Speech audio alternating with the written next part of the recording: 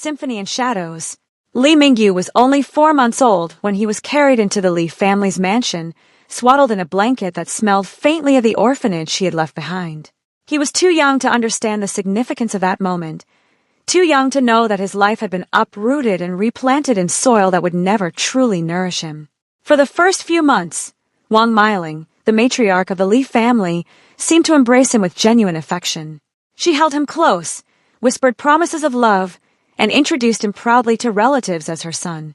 Li Zhenhua, the patriarch, nodded approvingly, satisfied that their dream of having 3 children was finally beginning to take shape.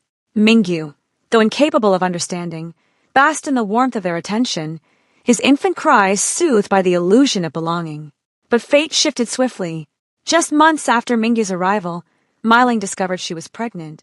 The family rejoiced, and when Li Haoran was born, the household's attention pivoted entirely. The baby was celebrated as a miracle, the long-awaited 3rd child, the golden boy who completed the family. Mingyu, once the center of Meiling's affection, was quietly pushed aside, his presence tolerated but no longer cherished. Li Wei, the eldest son, was already 16 when Mingyu arrived. Groomed to inherit the family business, he looked at the adopted infant with disdain. To him, Mingyu was a symbol of his parents' desperation, a reminder of imperfection in their otherwise flawless lineage. As Mingyu grew older, Wei's contempt sharpened into cruelty. He reminded Mingyu often that he was not truly a Li, that his blood was different, that he was nothing more than a guest in their home. Li Sini, the only daughter, 4 years older than Mingyu, was no kinder. Elegant and poised, she carried herself like royalty, and to her, Mingyu was an intruder, a shadow dimming the family's brilliance. She mocked his quietness, his tendency to sit alone and scribble notes in a worn notebook, his habit of humming melodies under his breath. When she snatched his notebook once and laughed at the lyrics he had written, Mingyu simply lowered his head, gathered the crumpled pages, and smoothed them silently. He never raised his voice, never fought back. Haoran, the youngest, was different. Just a year younger than Mingyu, he was adored by everyone. His laughter filled the halls, his mischief was indulged, and his smallest achievements were celebrated. Mingyu loved him too, how could he not? Haoran was innocent, unaware of the favoritism that surrounded him. But Haoran reaped the fruits of discrimination without realizing it. When Mingyu tried to sit beside him at dinner, Meiling would gently push Mingyu's chair away, saying, "Let Haoran sit closer."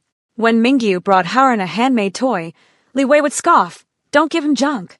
Haoran never noticed the sting in those moments. He accepted Mingyu's gifts with a smile, played with him sometimes, but when others called Mingyu different, Haoran never defended him. Across the street lived Shin Yulan, a boy with bright eyes and a gentle smile. He was Mingyu's age, and from the moment they met, Mingyu felt something stir in his heart. Yulan was kind, unlike his siblings. He listened when Mingyu spoke, laughed at his jokes, and sometimes even asked him to play his little piano. Mingyu adored him. He wrote songs inspired by Yulan's laughter, scribbled his name in the margins of his notebook, and dreamed of a future where Yulan might look at him the way he looked at Yulan. But Yulan's gaze was always drawn to Haoran. He admired Haoran's charm, his easy confidence, the way everyone seemed to love him. When Haoran smiled at him, Yulan's cheeks flushed. Mingyu noticed, and each time, his heart sank a little deeper. Music became Mingyu's refuge. In the quiet corners of the mansion, he tapped melodies on his toy piano, humming tunes that no one else cared to hear. He filled notebooks with lyrics, pouring his loneliness into words. When the family ignored him, music listened. When his siblings mocked him, music comforted. When Yulan's eyes followed Haoran, music gave Mingyu a place to hide his heartbreak. He dreamed of becoming a musician, though he never said it aloud. In the Li household, dreams were dictated by wealth and tradition. Li Wei was destined to inherit the business. Li Sini was expected to marry well. Haoran was the golden child, the family's pride. Mingyu was nothing. As Mingyu grew older, the distance between him and his family widened. Li Wei became more ruthless, often reminding Mingyu that he was adopted. Li Sini grew sharper, her words cutting deeper. Meiling and Zhenghua, once warm, now treated him with polite indifference. Haoran, meanwhile, basked in attention. Even Yulan, now blossoming into a handsome young man, spent more time with Haoran than with Mingyu. Mingyu tried, countless times, to bridge the gap. He brought gifts for his siblings, offered to help with chores, even wrote songs for Yulan. But each attempt was met with rejection. By the time he turned 18, Mingyu had learned to stop expecting love from the Lee family. He smiled when spoken to, bowed his head when scolded, and retreated into his music when the loneliness became unbearable. Through it all, Mingyu's feelings for Yulan never faded. He watched him from afar, admired his kindness, and cherished every moment they spent together. But he knew Yulan's heart belonged to Haoran. Once, on a summer evening, Mingyu played a song he had written for him. Yulan listened, smiling, but when Haoran walked into the room, his attention shifted instantly. Mingyu's melody faded into the background unnoticed. That night, Mingyu wrote in his notebook, "Even if he never sees me, I will keep loving him. Even if I am invisible, my music will speak." As Lee Mingyu grew into adolescence, the mansion that had once seemed vast and full of promise became a labyrinth of cold corridors. He learned to walk quietly, to keep his voice low, to avoid drawing attention. The marble floors echoed with laughter when Haoran played, with stern footsteps when Wei returned from the office, with a rustle of silk when Symphony prepared for another social gathering. When Mingyu moved through those same halls, the silence followed him like a shadow. He tried, again and again, to carve a place for himself. At 13, he baked a cake for Meiling's birthday, carefully following a recipe he had copied from a library book. He presented it shyly, hoping she might smile. She did, but only briefly, before setting it aside untouched. Later that evening, Haoran brought her a bouquet of flowers he had picked from the garden, and Meiling's eyes lit up with pride. Mingyu watched from the corner, his cake forgotten, his heart heavy. At 15, Mingyu joined the school choir, his voice soft but steady. He practiced diligently, pouring his emotions into every note. When the choir performed at a local festival, his teachers praised his dedication. He returned home eager to share the news, but Wei dismissed it with a scoff. "Singing won't put food on the table," he said. "Stop wasting time." Symphony added, "It's cute, but you should focus on something useful. Haoran is already winning medals in sports." Mingyu nodded, swallowing his disappointment, and retreated to his room. Shin Yulan remained his secret solace. They walked home together sometimes, Yulan chatting about school, about Haoran, about the future. Mingyu listened, smiling, though each mention of Haoran was a knife twisting deeper. He longed to tell Yulan how much he meant to him, how his laughter was the melody Mingyu carried in his heart. But the words never came. He feared rejection, feared losing even the small scraps of friendship Yulan offered. So he kept silent, writing songs instead, songs that spoke the truths he could not. One summer evening, Mingyu invited Yulan to listen to a piece he had composed. They sat in the garden, the air heavy with the scent of jasmine, as Mingyu played on his small keyboard. The melody was tender, woven with longing. Yulan smiled, tapping his foot to the rhythm, and said, "You're really good, Mingyu. You should show Haoran. He'd love this." Mingyu's fingers faltered on the keys. The song he had written for Yulan was now redirected toward Haoran, the boy who unknowingly stood between them. Mingyu forced a smile, but inside his heart crumbled. Yulan's presence remained bittersweet. They studied together sometimes, Yulan laughing at Mingyu's dry humor, praising his intelligence. But whenever Haoran entered the room, Yulan's attention shifted instantly. Mingyu watched, silent, as Yulan's eyes lit up, as his laughter grew brighter. He knew Yulan's heart belonged to Haoran, and though it broke him, he accepted it. His love was destined to remain unspoken, hidden in melodies that no one else would hear. There was a night when Mingyu stood outside Yulan's house, his notebook clutched in his hands. He had written a song for him, a confession hidden in melody, a truth he longed to share.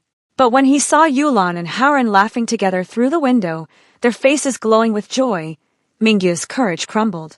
He turned away, his song unsung, his confession buried. That night he wrote in his notebook, "Even if he never knows, I will keep loving him. Even if my voice is silent, my music will speak." The years passed, and Mingyu's place in the Lee family remained unchanged. Wei grew into a formidable businessman, commanding respect. Symphony became a socialite, admired for her beauty. Haoran blossomed into the family's pride, adored by all. Mingyu was the shadow. He attended family dinners, sat quietly, and offered polite smiles. On his birthdays, the family celebrated Haoran's achievements instead. On holidays, Mingyu's presence was tolerated, not cherished. He learned to expect nothing, to give everything, and to remain silent. Music was his only companion, the only place where he could be himself.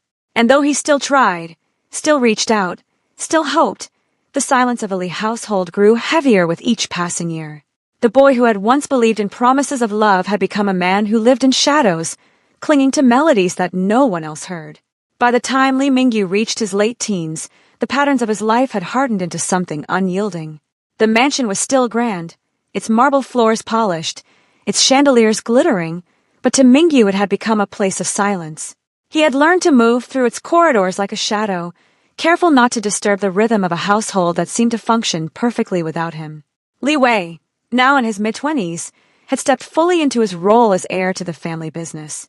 His voice carried authority, his presence filled rooms, and his words were sharp. He treated Mingyu with the same disdain he always had, though now it was laced with impatience. "You're wasting your time," Wei said once, catching Mingyu scribbling lyrics in his notebook.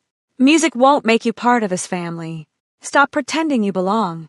Mingyu lowered his gaze, his fingers tightening around the pen, and said nothing. He had long ago learned that silence was the only shield he had. Lee Sini, elegant and poised, had blossomed into a socialite admired for her beauty. She dismissed Mingyu with cold indifference, her laughter reserved for Howren, her admiration directed at Wei. When Mingyu tried to join her conversations, she brushed him aside. When he offered her help, she refused with a smile that cut sharper than any insult. To her, Mingyu was an intruder, tolerated but never embraced. Howren, meanwhile, was adored by everyone. Just a year younger than Mingyu, he had grown into the family's pride, his charm effortless, his achievements celebrated. His laughter filled the halls, his mischief was indulged, and his smallest victories were magnified into triumphs. Mingyu loved him still, loved him with the devotion of someone who had no choice, but the love was heavy, suffocating, and unreturned. Howren accepted Mingyu's gifts, played with him occasionally, and even smiled at him warmly. But when others mocked Mingyu, Howren never defended him. When Yulan's attention was fixed on Howren, Howren basked in it without noticing Mingyu's silent heartbreak. Shin Yulan had grown too. No longer the boy who had once laughed at Mingyu's clumsy piano notes, he was becoming handsome, confident, and admired by their peers. His friendship with Howren deepened, the two boys inseparable, their laughter echoing across the street. Mingyu watched from the sidelines, his heart aching each time Yulan's eyes lit up at Howren's jokes, each time Yulan's hand lingered on Howren's shoulder. Mingyu tried to tell himself it was enough to be near Yulan, enough to share small moments, enough to hear his voice. But the truth gnawed at him. Yulan's affection was never his to claim. There were nights when Mingyu sat alone in his room, the faint glow of his desk lamp illuminating the pages of his notebook. He wrote songs that no one would hear, lyrics that bled with longing and sorrow. He wrote of shadows and silence, of love unspoken, of a heart that beat for someone who would never notice. His melodies were fragile, delicate threads woven from pain, and though they brought him no comfort, they gave him a way to survive. At school, Mingyu excelled quietly. His grades were strong, his behavior impeccable, and his teachers often praised his diligence. But at home, those achievements were swallowed by silence. When he brought home certificates of merit, Meiling would glance at them politely before turning her attention to Howren's soccer trophies or Wei's business accolades. Mingyu learned to stop expecting praise. He folded his certificates neatly into a drawer, hidden away like his songs. On Mingyu's 18th birthday, the family gathered for dinner. Wei announced a new business deal, Sini spoke of an upcoming gala, and Meiling praised Howren's latest soccer victory. Later that night, Howren knocked on his door, grinning, and handed him a small box. Inside was a pen, simple but thoughtful. "Happy birthday, G," Howren said cheerfully. It was the only gift he received, and though Howren's gesture was genuine, it reminded Mingyu that his place in the family existed only in the margins. By 20, Mingyu had perfected the art of invisibility. He attended family gatherings, smiled politely, and spoke only when spoken to. He learned to anticipate rejection, to brace himself for indifference. His notebooks filled with songs, each page a testament to his solitude. He wrote of shadows, of silence, of love unspoken. He wrote of Yulan, of Howren, of the ache of being unseen. Music became his lifeline, the only place where he could pour out the emotions that threatened to drown him. Yet even in his invisibility, Mingyu still tried. He offered to help Wei with paperwork, only to be dismissed. He asked Symphony if she needed assistance preparing for a gala, only to be told she had servants for that. He brought Miling tea when she was tired, only to be waved away. Each rejection chipped away at him, but he endured, clinging to the hope that one day someone might see him. By the time Li Mingyu turned 21, the quiet ache of his adolescence had hardened into something heavier. He had grown taller, his features sharper, his presence more mature, but inside he remained the same boy who had once clutched a notebook in trembling hands, desperate to be seen. The Li household had not changed. Li Wei was now a rising figure in the business world, his name spoken with respect in boardrooms. Li Sini had become a fixture in social circles, her beauty and charm admired by many.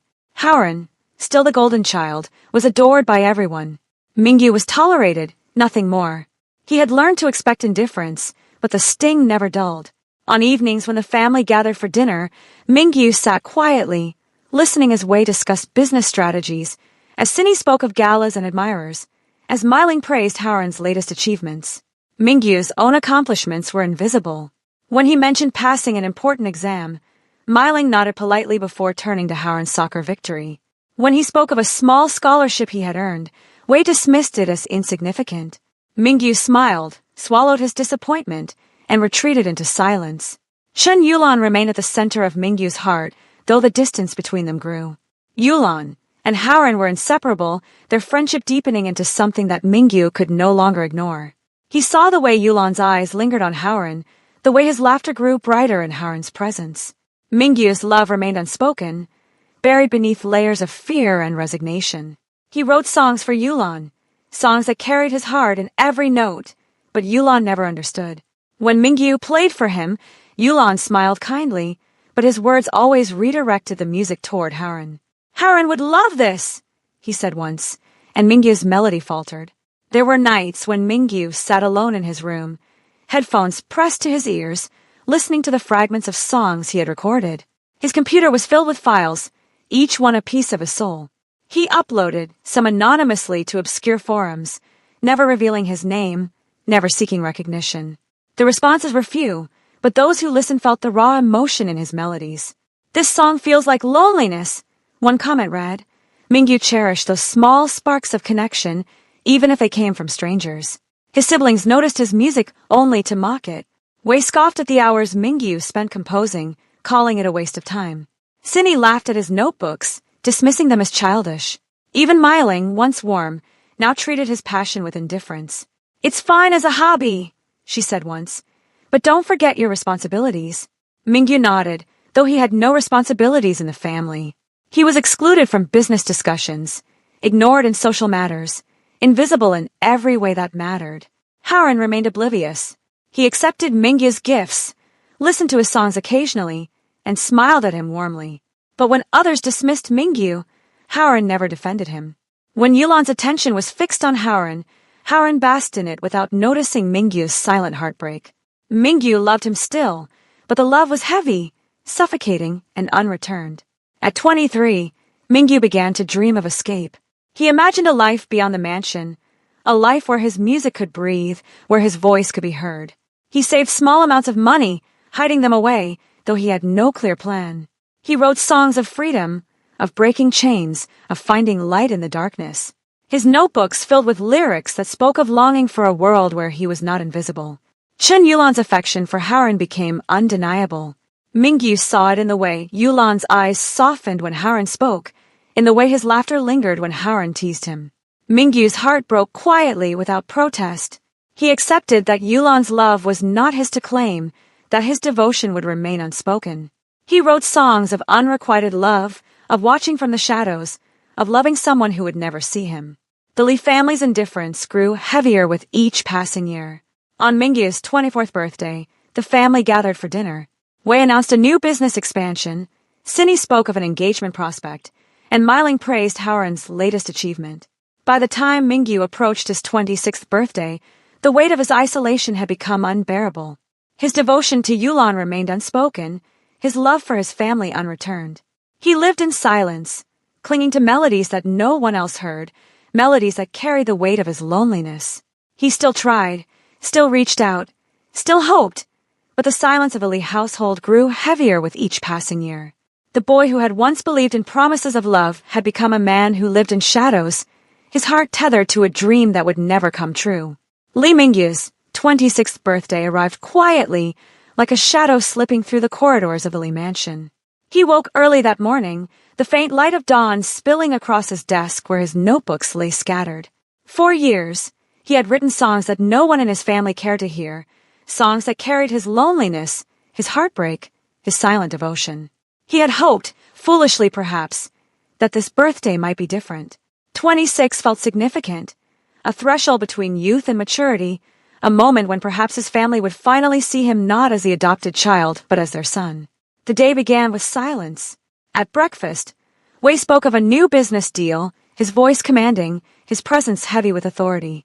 Symphony discussed an upcoming gala, her laughter bright, her words sharp. Miling praised Howren's latest achievement, her eyes glowing with pride. Mingyu sat quietly, waiting for someone to acknowledge his birthday. No one did. He forced a smile, swallowed his disappointment, and retreated into silence. Later that afternoon, Chen Yulan arrived at the mansion. He had grown into a handsome young man, his confidence effortless, his charm undeniable. Mingyu's heart ached at the sight of him, the boy he had loved in silence for so many years. Yulan greeted Howren warmly, his eyes lingering on him, his laughter brighter in his presence. Mingyu watched from the sidelines, his heart breaking quietly. When the family gathered for dinner that evening, the table was adorned with fine dishes, the air filled with laughter and conversation. Mingyu sat quietly, his presence barely acknowledged. Wei raised a toast to Howren's achievements, Symphony praised his charm, Miling spoke of his future. Mingyu's birthday remained unmentioned. Then, as if to twist the knife deeper, Yulan stood and presented Howren with a gift. It was a watch, elegant and expensive, chosen with care. "Happy birthday, Howren," Yulan said, his voice warm, his eyes soft. Mingyu's breath caught in his throat. It was his birthday, not Howren's, yet the celebration belonged to Howren. The family laughed, clapped, praised Yulan's thoughtfulness. Mingyu sat frozen, his heart shattering.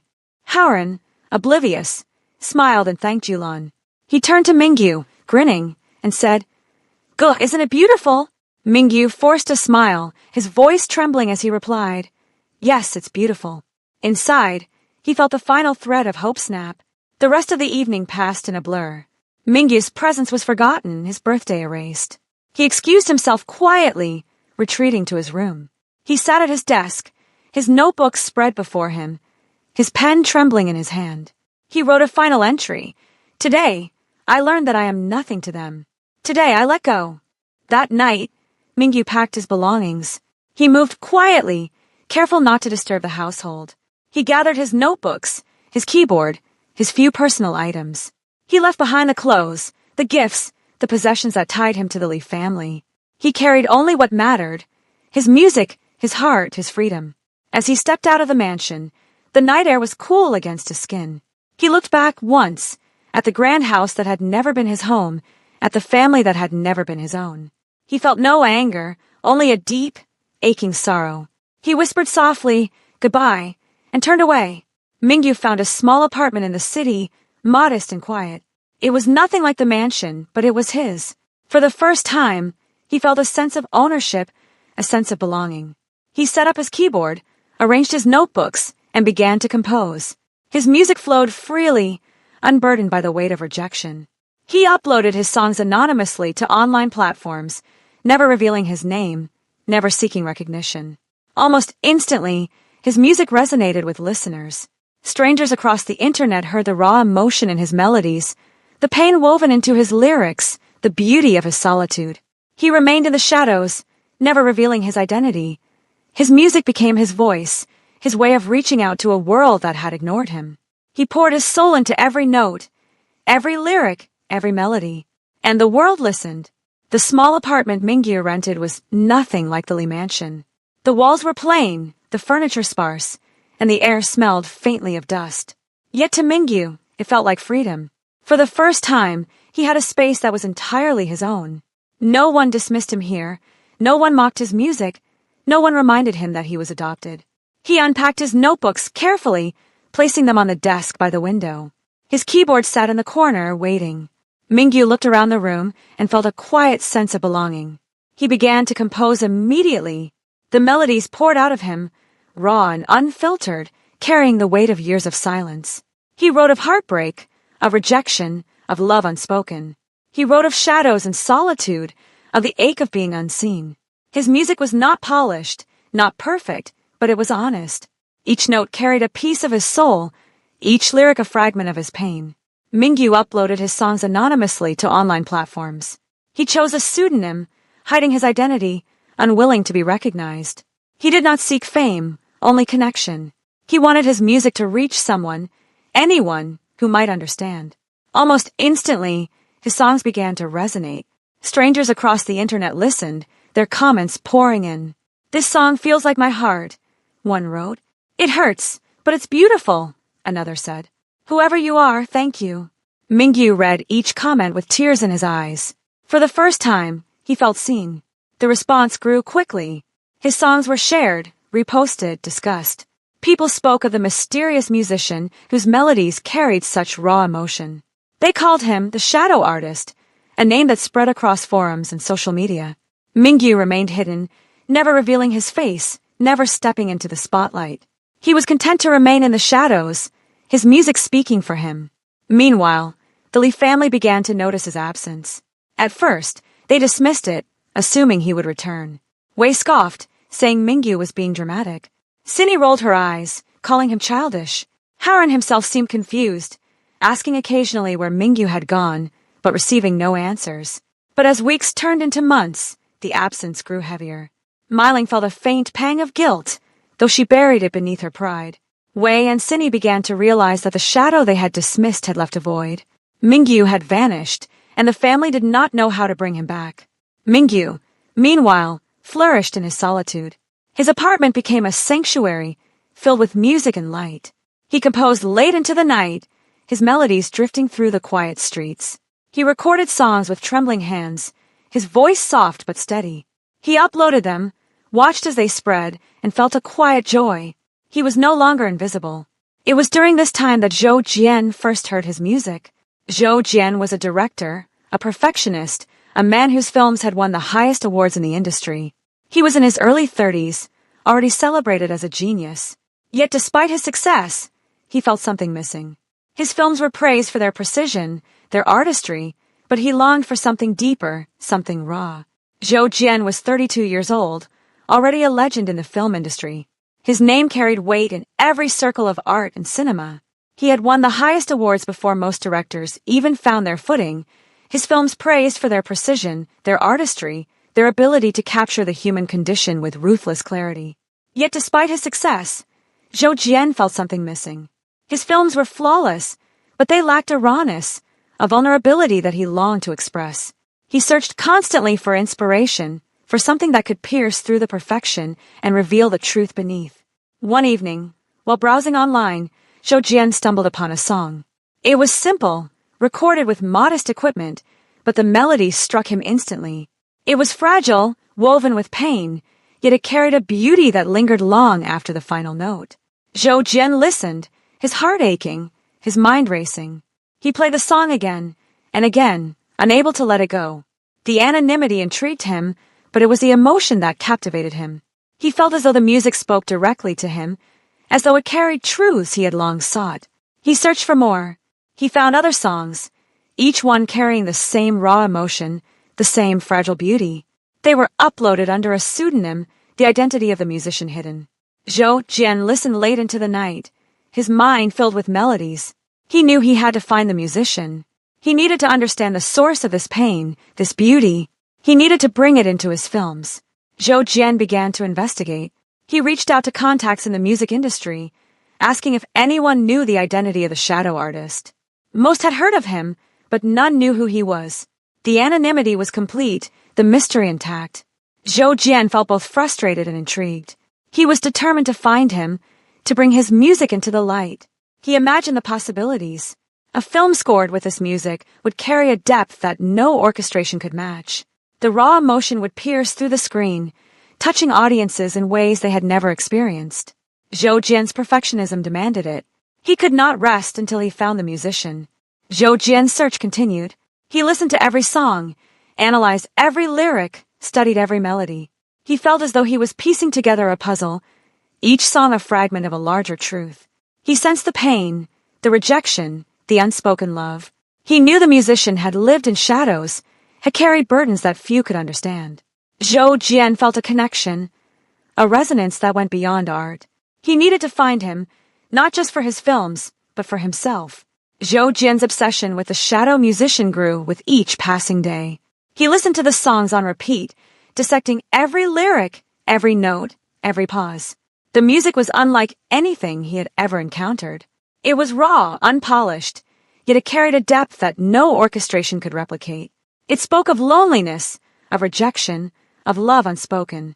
It was the voice of someone who had lived in shadows, someone who had carried burdens that few could understand. Zhou Jian felt a resonance, a connection that went beyond art. He needed to find the musician, not just for his films, but for himself. Meanwhile, Mingyu continued to compose in his small apartment. His music was his lifeline, his way of surviving the solitude. He uploaded songs regularly, each one carrying a piece of his soul. He read the comments, felt the connection, and smiled quietly. He did not seek fame, only understanding. He did not know that Zhou Jian was listening, that his music had reached someone who could change his life. The attention grew. Mingyu noticed that his songs were being shared more widely, discussed in forums, praised by strangers. He saw his pseudonym trending, his music spreading across platforms. He felt a quiet joy, but also a deep fear. He had hidden himself for so long, lived in shadows for so long. The thought of being seen, truly seen, terrified him.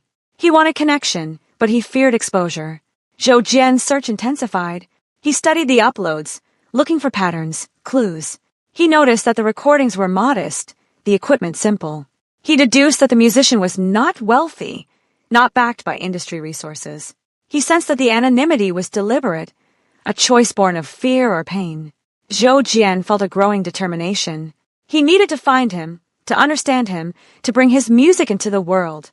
One evening, Zhou Jian attended a small independent music festival. He hoped, perhaps foolishly, that the shadow artist might appear. He listened to performances, spoke with musicians, asked questions. No one knew. Yet as he stood in the crowd, listening to a young singer perform, he felt the absence of the shadow artist acutely. The music was good, but it lacked the rawness, the vulnerability that had captivated him. Zhou Jian left the festival more determined than ever. Mingyu, meanwhile, began to feel the weight of attention. He received messages from strangers, invitations to collaborate, offers from small labels. He ignored them all. He was not ready to step into the light. He feared rejection, feared being dismissed, feared losing the fragile connection he had found. He remained hidden, his music his only voice. Yet the world continued to listen. The shadow artist had become a phenomenon, his songs shared across platforms, his name whispered in admiration. Mingyu remained in the shadows, but his music shone brightly. He had left the Li family behind, left Yulan behind, left the mansion behind. He had found his voice, and the world was listening. Zhou Jian's search brought him closer. He traced the uploads, studied the timestamps, analyzed the metadata. He found small clues, fragments that hinted at the musician's location. He followed the trail, his mind racing, his heart pounding. He felt as though he was chasing a ghost, a shadow that slipped through his fingers. Yet he persisted. He could not rest until he found him. Zhou Jian listened to another song late one night, his heart aching. The lyrics spoke of love unspoken, of watching from the shadows, of longing for someone who would never see him. Zhou Jian closed his eyes, his mind filled with images. He saw a man sitting alone in a small room, his hands trembling as he wrote, his heart heavy with pain. He felt a connection, a resonance that went beyond art. He whispered softly, "I will find you." The stage was set. Zhou Jian's search was closing in, Mingyu's music was spreading, and their paths were about to cross. The shadow artist and the perfectionist director, two men bound by art and pain, were moving toward each other. The world listened, unaware of the story unfolding in the shadows. Zhou Jian's search eventually led him to a small online community where independent musicians shared their work. He had followed every breadcrumb, every faint clue hidden in metadata, every whisper in forums. The shadow artist's songs had become his obsession, and he was convinced that somewhere in this maze of anonymity, he would find the man behind the music. One evening, Zhou Jian noticed a new upload. The song was titled Silent Horizon. It was delicate, haunting, filled with longing. The lyrics spoke of standing at the edge of a world, unseen, unheard, waiting for someone to notice. Zhou Jian listened, his chest tightening. He knew this was the same musician, the same voice that had captivated him. But this time, there was something different. The song carried a faint trace of hope, a fragile thread woven into the sorrow. Zhou Jian leaned back in his chair, his mind racing. He had to find him. Through contacts in the community, Zhou Jian managed to trace the pseudonym to a small apartment in the city. He hesitated at first. He was a director, a public figure, and this musician clearly valued his anonymity. But the pull was too strong. Zhou Jian needed to meet him, not just for his films, but for himself. Mingyu was startled when he opened his door one evening to find Zhou Jian standing there. He recognized him instantly. Zhou Jian's face was familiar from interviews, from articles, from the awards ceremonies broadcast on television. Mingyu's heart raced. Why was someone like Zhou Jian at his door? Are you the one behind these songs? Zhou Jian asked, his voice steady but gentle. He held out his phone, the screen displaying Mingyu's latest upload. Mingyu froze, his mind spinning.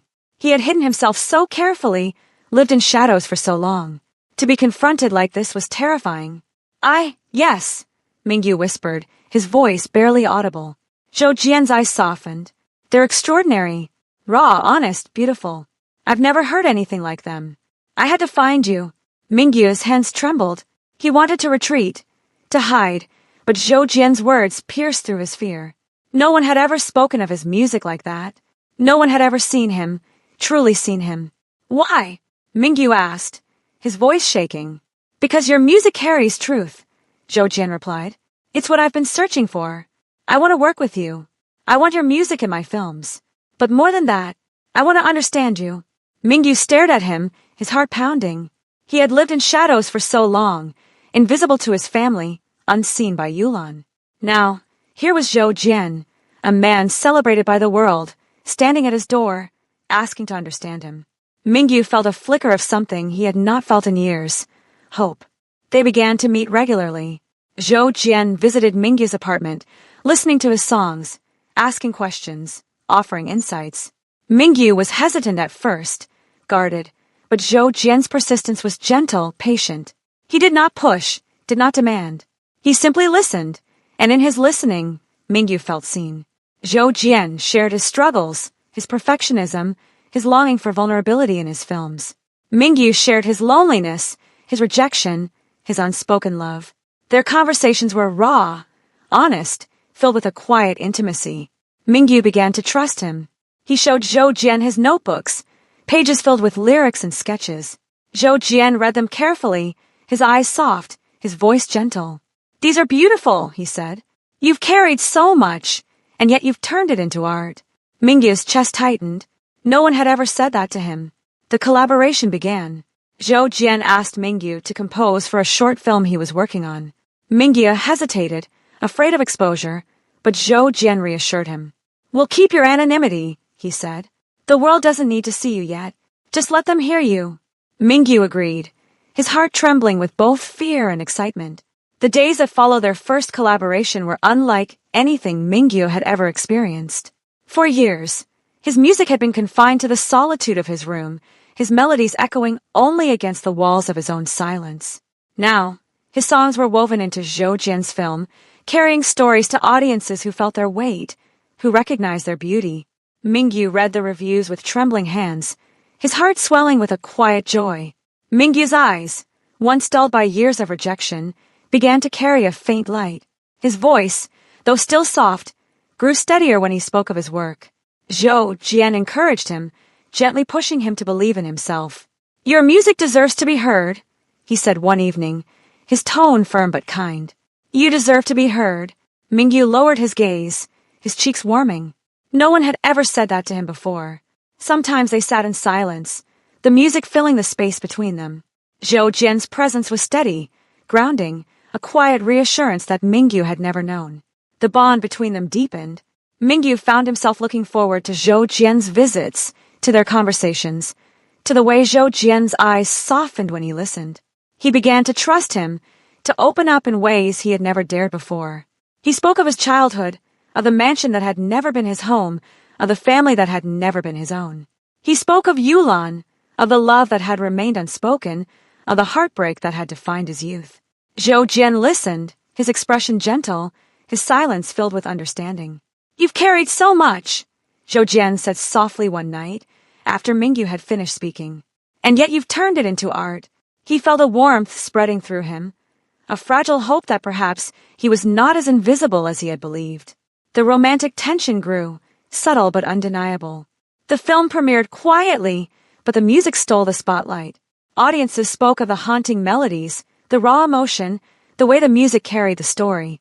Mingyu's songs reached more people than ever before, and though his identity remained hidden, his voice was heard. He read the reviews, the comments, and felt a quiet joy. For the first time, his music was not just a cry into the void, it was part of something larger, something meaningful. Through it all, Zhou Jian remained by his side. He encouraged him, reassured him, listened to him. Mingyu felt a warmth growing, a connection that went beyond art. He found himself looking forward to Zhou Jian's visits, to their late-night conversations, to the way Zhou Jian's eyes softened when he listened. Mingyu's heart, long buried beneath layers of rejection, began to stir. The weeks following their first collaboration unfolded like a quiet symphony. Mingyu's music had already begun to ripple through the world, but now was tied to Zhou Jian's films, amplifying its reach and resonance. Audiences spoke of the haunting melodies that seemed to breathe life into every scene, and critics praised the director's bold choice to feature such raw, unpolished sound. Mingyu remained hidden, his identity cloaked in anonymity, but he felt the warmth of recognition through the words of strangers. For the first time, he was not invisible. Zhou Jian noticed a change in him. Mingyu's shoulders, once perpetually hunched as though bracing for rejection, began to straighten. His voice, though still soft, carried more confidence when he spoke of his work. Zhou Jian encouraged him constantly, reminding him that his music mattered, that he mattered. "You've carried silence for too long," Zhou Jian said one evening as they sat together in Mingyu's apartment. "Now let the world hear you." Mingyu lowered his gaze, his cheeks warming, his heart trembling at the sincerity in Zhou Jian's voice. Their nights together grew longer. Mingyu would play his keyboard, weaving melodies that carried fragments of his soul, while Zhou Jian listened intently, sometimes closing his eyes as though absorbing every note. Zhou Jian shared his own struggles, his perfectionism, his fear of losing authenticity in a world obsessed with accolades. Mingyu listened, surprised to find that even someone celebrated by the world carried burdens of doubt. One evening, Mingyu played a song he had written but never shared. The melody was fragile, trembling with vulnerability.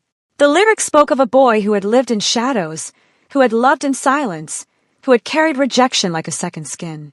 When the final note faded, Mingyu sat frozen, his hands trembling. He had never revealed so much of himself before.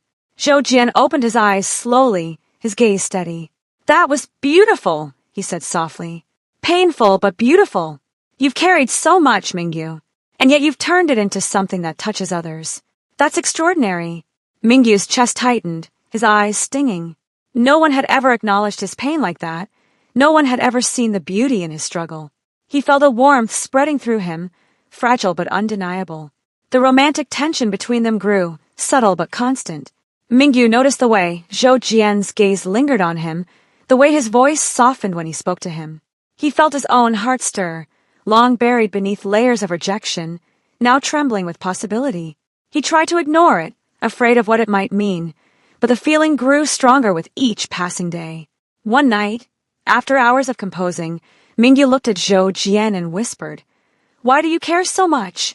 Zhou Jian smiled, his gaze steady. "Because your music saved me," he said. "It reminded me of what art should be. And because I care about you." Mingyu's breath caught, his heart pounding. Now, here was Zhou Jian, seeing him, caring for him.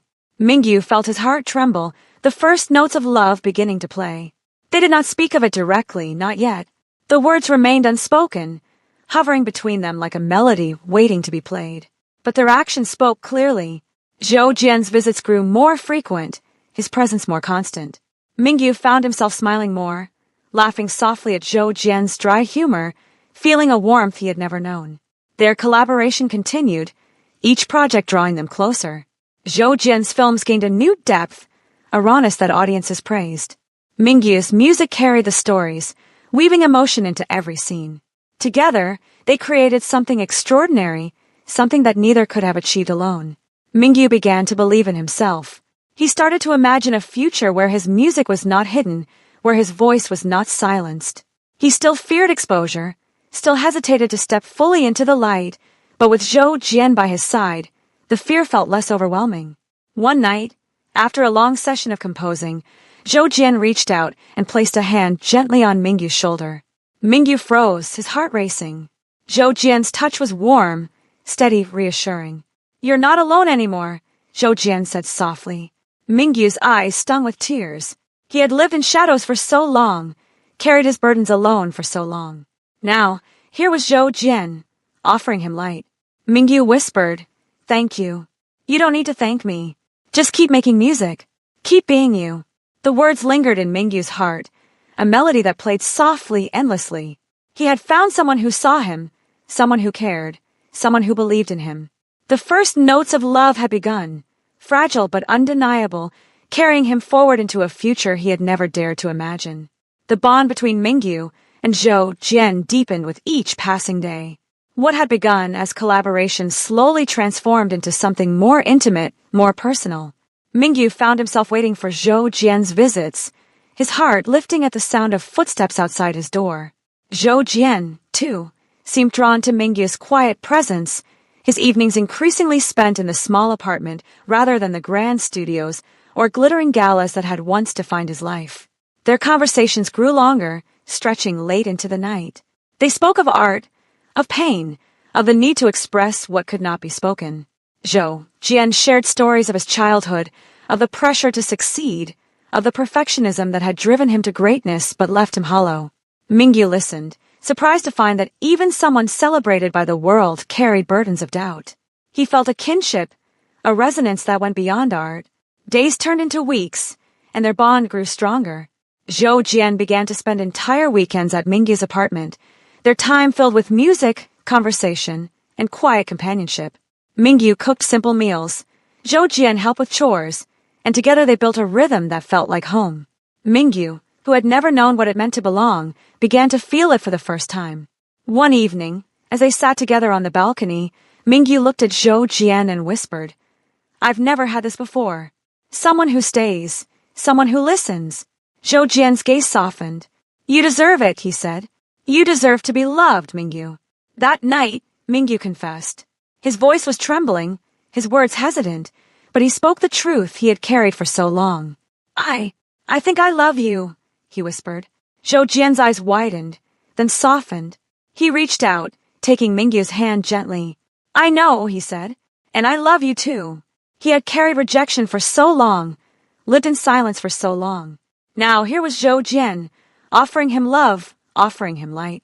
Mingyu felt his heart soar, the crescendo of love filling him completely. Their first kiss was gentle, tentative, filled with vulnerability. Mingyu's heart raced, his hands trembling, but Zhou Jian's touch was steady, reassuring. The kiss carried all the unspoken words, all the hidden emotions, all the pain and hope that had defined their journey. It was the beginning of something new, something extraordinary. From that moment, their bond blossomed fully. They spoke openly of their feelings, their fears, their hopes. Mingyu shared his dreams of music. Zhou Jian shared his vision for films. Together, they imagined a future where their art and their love intertwined, where they could create something that was both beautiful and true. Mingyu began to write songs for Zhou Jian, melodies that carried his love, his gratitude, his hope. Zhou Jian listened, his eyes shining, his heart full. The months that followed their confession unfolded like a new composition, each day another note in a symphony Mingyu had never imagined possible. His small apartment, once a sanctuary of solitude, now pulsed with warmth. Zhou Jian's presence filled the space with laughter, conversation, and companionship. Where silence had once reigned, music and love now intertwined. Mingyu's music flourished. With Zhou Jian's encouragement, he began to compose more boldly, experimenting with sounds and structures he had once been too timid to attempt. His melodies grew richer, his lyrics more confident. Zhou Jian listened intently, offering insights, but never imposing. Your music already carries truth, he would say. All I want is to help you share it. Mingyu felt his heart swell each time, the validation healing wounds that had festered for years. Their collaboration blossomed. Zhou Jian's films, already celebrated, now carried a new depth. Mingyu's compositions infused them with raw emotion, elevating the stories beyond perfection into something profoundly human. Audiences praised the haunting scores. Critics marveled at the vulnerability they conveyed. Mingyu's pseudonym became a phenomenon, his anonymity only adding to the intrigue. The world listened, unaware of the quiet love story unfolding behind the music. For Mingyu, the transformation was profound. Now he stood in the light, his music embraced, his love returned. He began to imagine a future not defined by rejection, but by freedom and belonging. He wrote songs of hope, of new beginnings, of love that had finally found him. Zhou Jian noticed the change. Mingyu's eyes, once dulled by sorrow, now carried a spark. His laughter, soft and hesitant at first, grew more frequent. He moved with more confidence, spoke with more certainty. Zhou Jian felt his own heart swell, proud of the man Mingyu was becoming. You're finding yourself, he said one evening as they sat together, listening to the city's hum outside the window.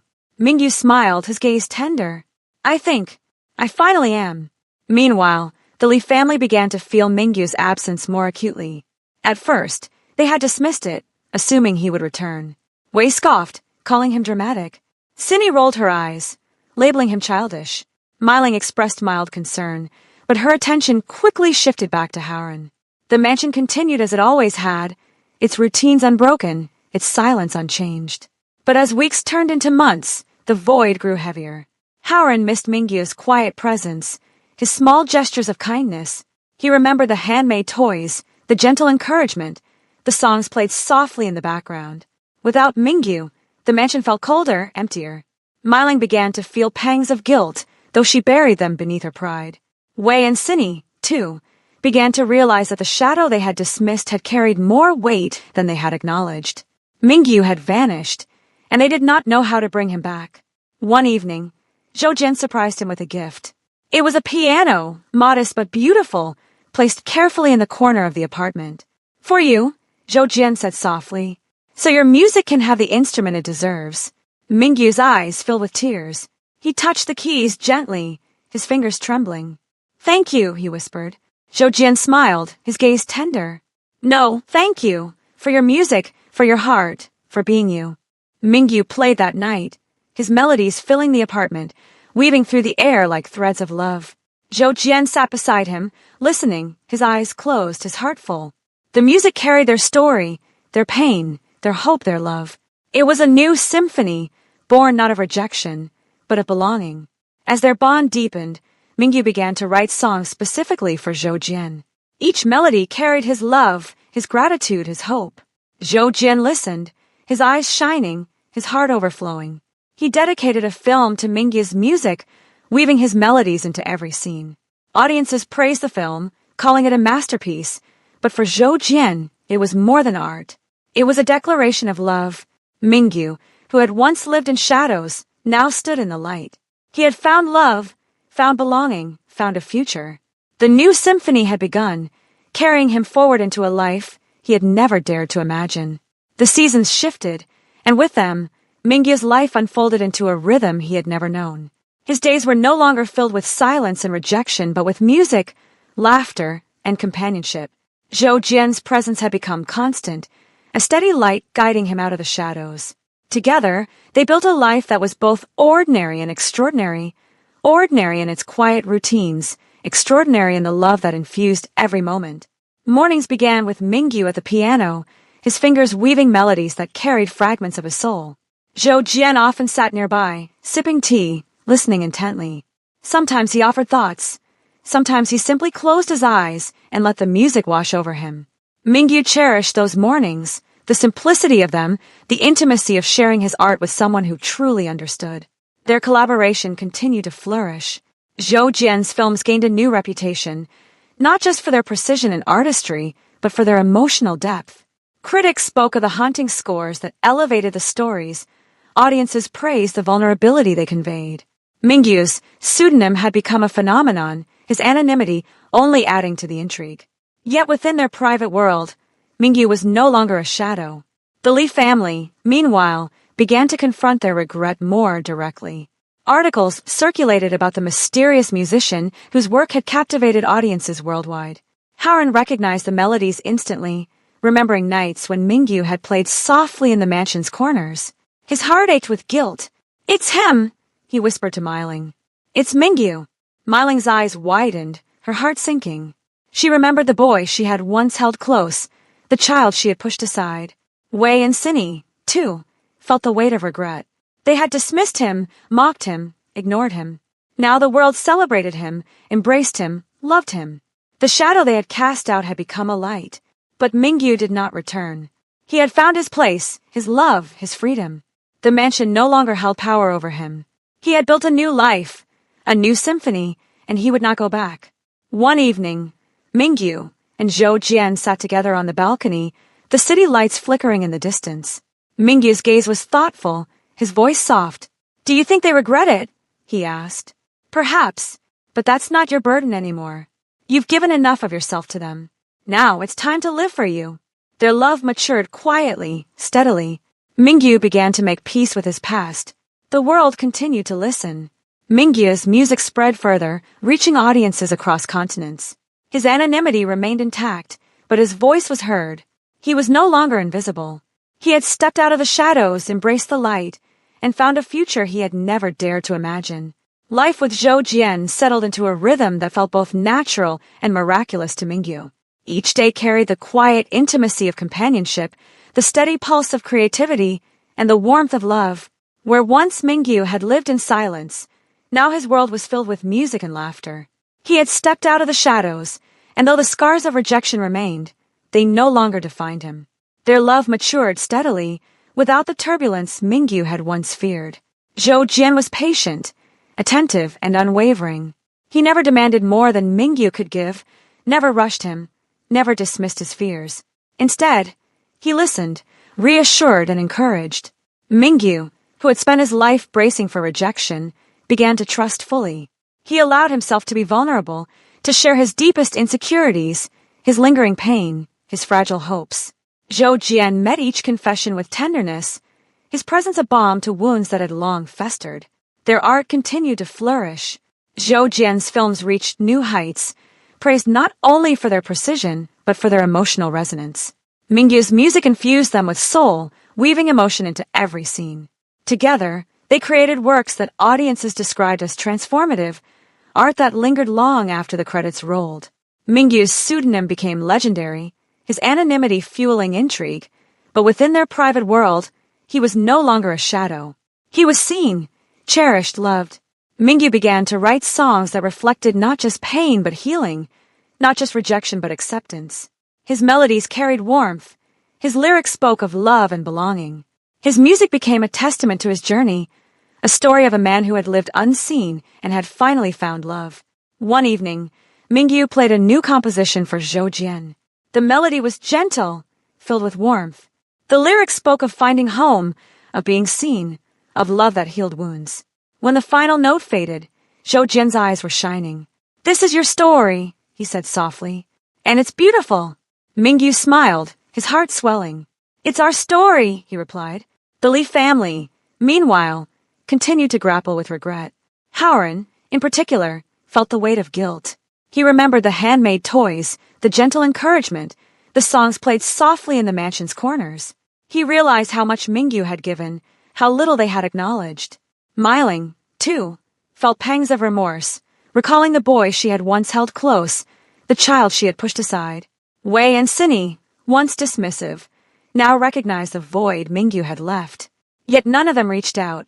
Pride, fear, and shame held them back. Mingyu, for his part, no longer looked back. He had carried rejection for too long, lived in silence for too long. Now, with Zhou Jian by his side, he embraced freedom. He cooked meals, laughed at Zhou Jian's dry humor, shared his dreams openly. He felt a sense of belonging he had never known, a love that healed wounds he had thought permanent. One evening, as they sat together on the balcony, Mingyu whispered, Do you think I'll ever forgive them? Zhou Jian looked at him, his gaze steady. Forgiveness isn't for them, he said gently. It's for you. When you're ready, you'll let go. Not because they deserve it, but because you deserve peace. Mingyu nodded, his heart swelling with gratitude. He had carried rejection for so long, but now he carried love. Slowly, Mingyu began to make peace with his past. He wrote songs that reflected not just pain but healing, not just rejection but acceptance. He no longer wrote of shadows and silence, but of light and harmony. His music carried the journey of a man who had lived unseen and had finally found love. Zhou Jian listened, his heart full, proud of the transformation. Their love deepened into permanence. It was not marked by grand gestures, but by small moments of tenderness.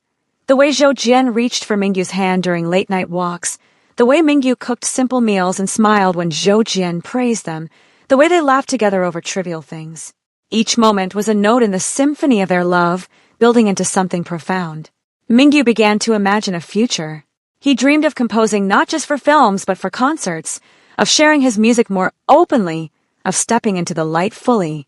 He still feared exposure, still hesitated to reveal his identity, but with Zhou Jian by his side, the fear felt less overwhelming. He felt stronger, braver, more alive. One night, Zhou Jian surprised him with a proposal, not of marriage, not yet, but of partnership. Let's build something together, he said. A studio, a space where your music and my films can grow side by side. A place that's ours. Mingyu's eyes widened, his breath catching. He felt his heart swell, his future unfolding before him. Yes, he whispered, his voice trembling. Let's build it. The new symphony played on, each note a testament to freedom, to belonging, to love. Mingyu had stepped out of the shadows, embraced the light, and found a future he had never dared to imagine. His journey was not over, but for the first time he felt at peace. He had found eternal harmony in his music, in his love, in himself.